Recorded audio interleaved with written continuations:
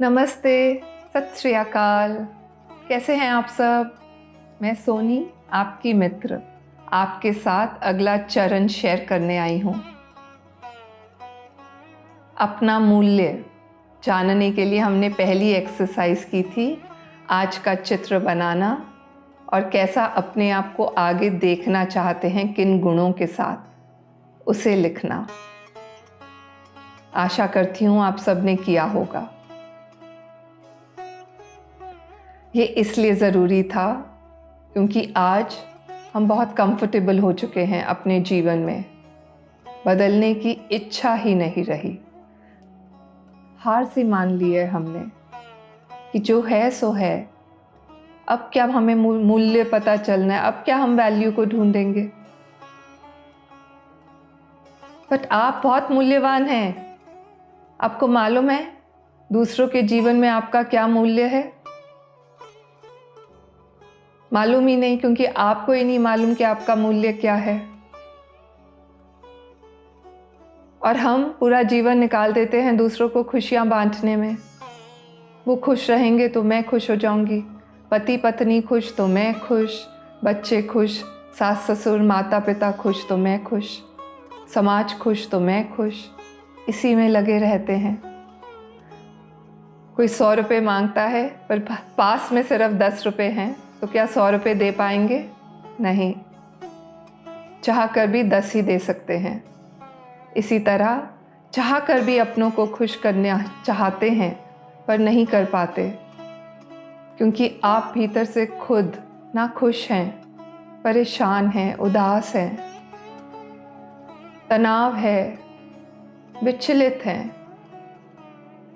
जरा सी कोई बात होती है और आंखों से आंसू आ जाते हैं, कड़वे से हो गए हैं। सब इसलिए क्योंकि भीतर से खुश नहीं हैं, प्रेम नहीं है। चाहते हैं अपनों को प्रेम देना, पर यही सब कुछ बांटते हैं। आज हमें बहुत आदत पड़ गई कंफर्टेबल जीवन जीने की। इस कंफर्टेबल जीवन जीने के लिए हमने क्या किया? जल्दबाजी कर दी। जल्दी जल्दी हो जाए, ये भी जल्दी मिल जाए, वो भी जल्दी मिल जाए, हर तरह का सुख बस जल्दी मिल जाए।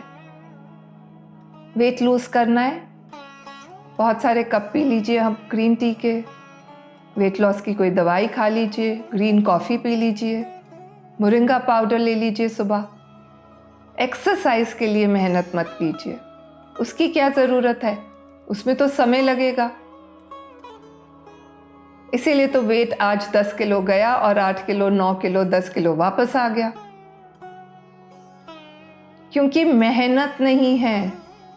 हम समय ही नहीं देना चाहते स्वयं को, पर अपना मूल्य जानने के लिए तो समय देना पड़ेगा। और इसीलिए आज जीवन में विष सा फैल गया।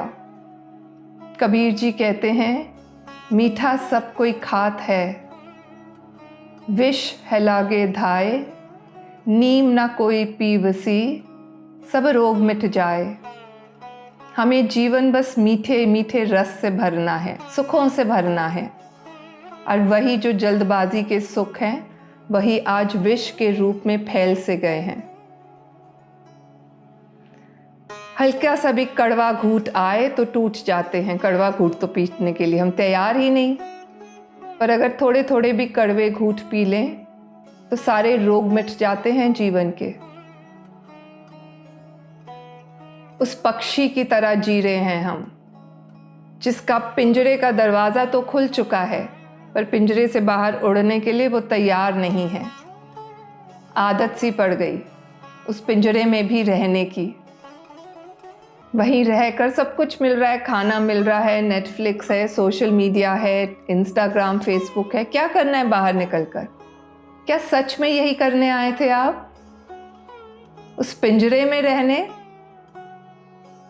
बाहर निकलने के लिए थोड़ी मेहनत करनी पड़ेगी, अपने आप को जानना पड़ेगा, तभी तो उस पक्षी की तरह उड़ेंगे।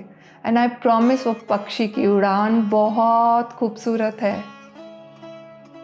उसके लिए अगली एक्सरसाइज करनी है, आपको माफ करना है उन सब को जिनका हाथ रहा आपके चित्र में, जिन्होंने जाने अनजाने में आपके भीतर वो कष्ट भर दिए, जख्म बन गए, दुख बन गया, तकलीफ भर गई।